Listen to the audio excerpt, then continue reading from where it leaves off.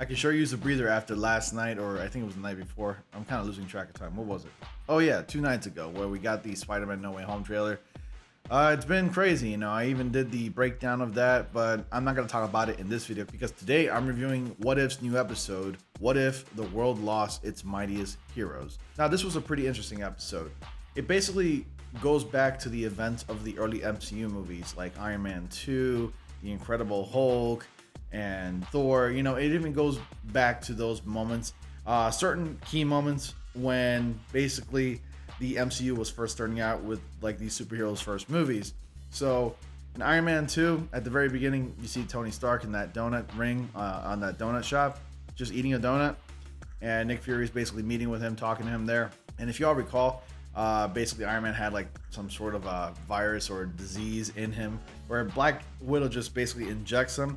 But instead of him getting like healed up, or at least to alleviate the issue that he had going on in his neck, he basically collapses and dies, and that's pretty much it. Now, this had me going like, oh my god, so all of the initial Avengers are gonna die in this? And it basically goes to now Thor, where if you recall, Thor went to go fight off a lot of agents from S.H.I.E.L.D., basically just to retrieve his hammer, and immediately fails due to the fact that one of Clint Barton's Hawkeye's arrow kills, like just gets shot at Thor and kills Thor and knocks him out and just kills him completely. And that moment was actually kind of funny because all the agents, especially Phil Coulson, who makes a return in this series, described him to have be like a beautiful large man who is gorgeous and has beautiful hair. And even Hawkeye goes like, oh my god, Agent Coulson wasn't kidding, he does have beautiful golden hair. It was such a funny moment to see. And then we go to Incredible Hulk, who had, I guess, the most gruesome death in my opinion out of the bunch, where, you know, it's that segment where Bruce Banner, who was played by Edward Norton, by the way, which was retcon What If, who we actually see Mark Ruffalo, who returned for the role to voice Bruce Banner in this series. It's that part where like he's in the university and he just bursts out and becomes the Incredible Hulk just to fight off the military on that university campus. And as he's like hulking out and just like destroying these tanks and fighting off the military, he starts to get bloated and he blows up, and just, it was a gruesome death for him. And then, you know, we cut forward to basically Loki and the rest of the Asgardians coming down to Earth, appearing due to the fact that Thor had died, and basically he's there for vengeance and he wants to find out who it is that killed Thor. And Nick Fury, who's still in charge of the S.H.I.E.L.D., was telling Loki like, listen, we have the same enemy, we're trying to find out who killed our men as well. They killed good people. And the ending caught me by surprise. I didn't even see it coming. We find out that it's Hank Pym who's taking on the mantle of what appears to be the Yellow Jacket, or Ant-Man, as you know, who's still the current Ant-Man. And this is kind of funny because this Hank Pym is rough around the edges, has a bad attitude, and just someone that, it's like, he's just someone that you should not be trifling with. Kind of similar to how Ant-Man is portrayed in the comics. There's bits and hints of that, but this is also a what if scenario. Like, what if Ant-Man or Hank Pym was a villain in the Marvel Cinematic Universe? And the reason behind it, also Black Widow dies, by the way, no surprise there. I forgot to mention that. Just all of Earth's mightiest heroes, including Black Widow, died as well. So even Hawkeye too. He kicked the bucket. At the very end of the episode, we find out as to why Ant-Man did what he did, Hank Pym.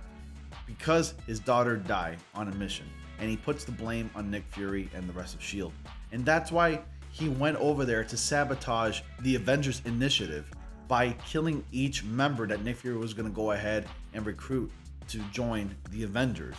Now, keep in mind, there are still other Avengers out there that Nick Fury can recruit, but at the end, when Ant-Man and Nick Fury meet, it's actually not Nick Fury that Ant-Man's meeting. It's Loki, who's in disguise as Nick Fury. Because I was like thinking, like, how is Nick Fury pretty spry for kind of an old man? The actor that voices Nick Fury, of course, Samuel L. Jackson. He's in his 70s by now, by the way, just letting you all know. And for a man of that age to be moving around that quick, and even Ant-Man addresses like, you're kind of spry for like a man of your age. But anyway, he continues to fight, and Nick Fury is basically just pummeling him. And we find out it's Loki. I saw it coming. It's just Loki using like an image, like shapeshifter ability that he has, like one of his magic abilities, and he multiplies. Basically, Loki hands his ass to him just by defeating him, because he's a god, and it's kind of hard to defeat Loki if you're a human being. So Loki and the Asgardians take him in, presumably to, I guess, execute him. And the episode ends. And at the very end, we see Captain Marvel meet up with Nick Fury. And of course, I presume that the Avengers are going to basically entail like Captain Carter, T'Challa as Star-Lord, and some other various members. They're going to be the first Avengers that we see. Now remember, What If is based off the MCU canon, so I can't wait to see that. I wonder what the next episode is of What If. I'm very much looking forward to that Spider-Man episode where he becomes like the Sorcerer Supreme, but he's still Spider-Man and he has like the cloak of levitation. And I'm also looking forward to that Marvel Zombies episode as well. That's going to be pretty fun. But anyways, I had a good time with this episode. I mean, it's nothing fantastical, but it's also something to think about. Like, it's fun to imagine that something like this would happen in the Marvel Cinematic Universe. Overall, I liked it, I enjoyed it, and I'm looking forward to the next one. Anyways, guys, that's pretty much it for my review of What If. What did you guys think of it? Did you see What If today? Let me know your thoughts on the series so far, and are you enjoying it? If you don't care much about it, let me know as well. And if you do like it, let me know as well.